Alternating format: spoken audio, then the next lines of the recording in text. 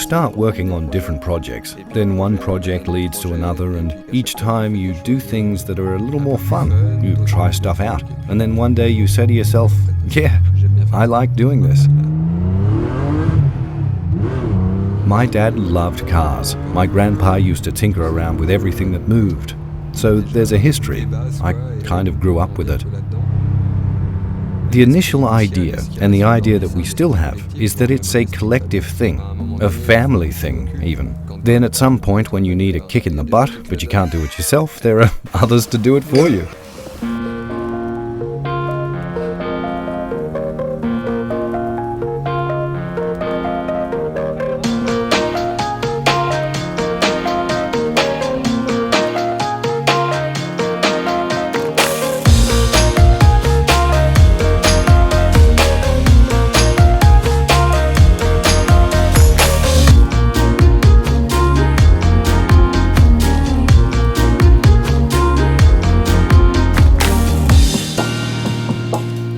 The garage is really an extension of what we've always done, since we were kids with Solex bikes, then mopeds, and then cars. The aim is to do stuff that reflects the person using the vehicle.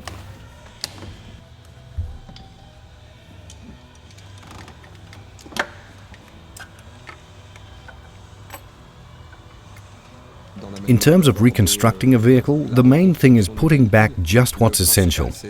And what's essential varies according to the customer. That's a fact. But everything we put back must be original and beautiful. And it's true that beauty is really subjective, but we all swore to always do things in a way we like.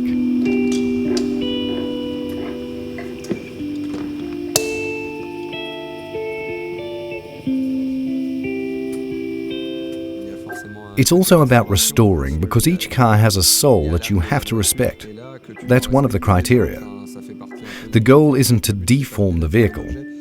And then it's also about constructing, because today, inside a 911, if I reuse 4 original elements, it's not the end of the world, while trying to respect the lines that Porsche created, but giving that machine revival touch. That could be a fabric, a finish, a feel, an odor. Those criteria that for me really are the brand identity. But a car that looks good but doesn't suit the guy driving it won't please anyone. That doesn't work. It's a state of mind rather than a style.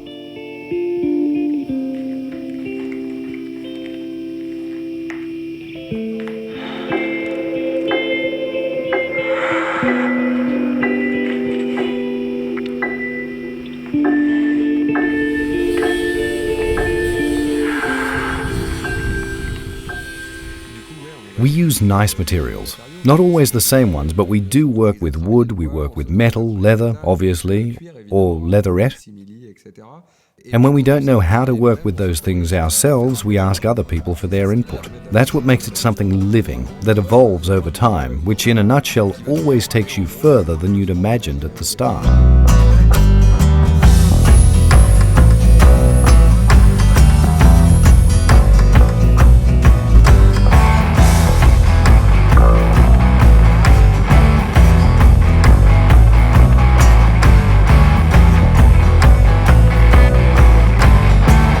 It's happened in the past with the guys that we'll go see one of our grandpas who was a cabinet maker with a little woodworking shop.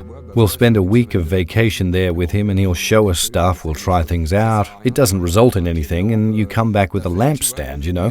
But we'll have gotten tips we'd never have gotten anywhere else, and you can come back full of ideas, things to try out. And it's a little like that for everything.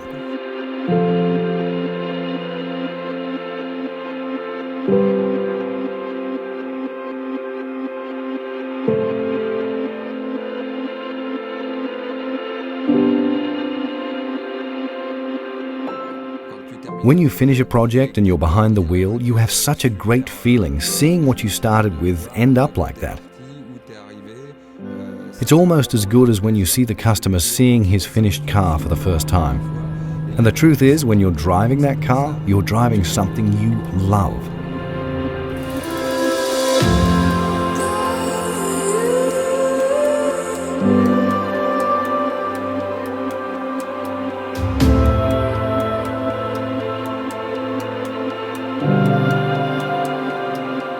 remember when you were a kid and you played with toy cars? Well, it's the same as that, but you're in it for real.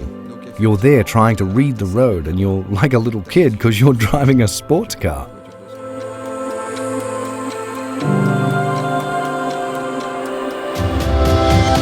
We're not pretending to reconstruct collectors' cars that will sell at auction for thousands of euros. I couldn't sell a new car, and I wouldn't even know how many kilometers these ones have done, but what I can promise is that it will be your little plaything. It will be like a toy.